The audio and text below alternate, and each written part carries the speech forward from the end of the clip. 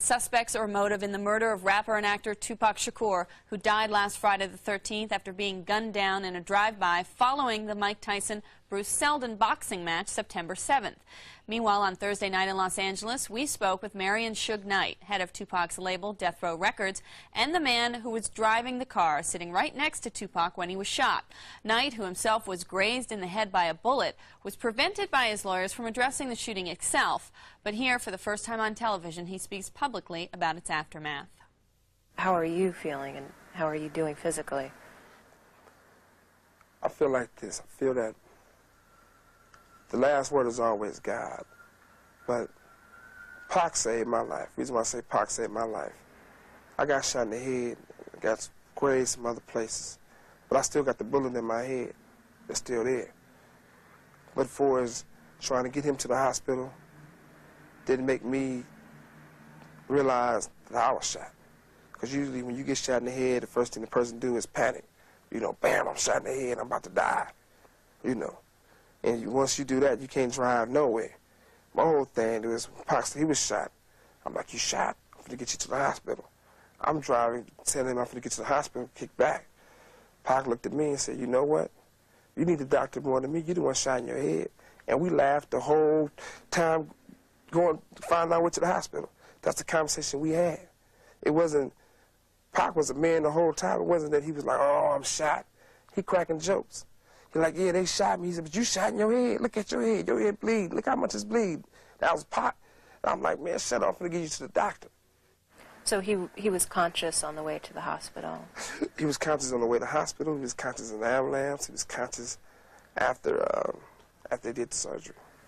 What was the last thing that he said to you? They loved me. We was in the, we was going in we was on a thing that was getting there.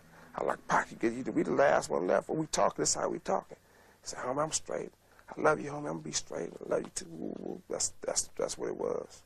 There was a report earlier this week in the New York Post that Tupac was looking to leave Death Row Records. Is that true? You should answer that. You don't take a person like Tupac who, if you listen to every song on All Eyes on Me, every song on Machiavelli, every time he do an interview, what's the first thing he say? Death Row. Tupac loved Death Row. Tupac loved me, I loved him. I mean, Tupac took Death Row to the next level.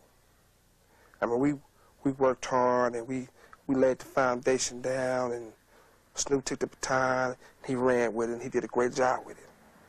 When Tupac got the baton, not only did he win the race, he finished so fast that he was able to sit back and drink some Thug Passion and come up with another plan.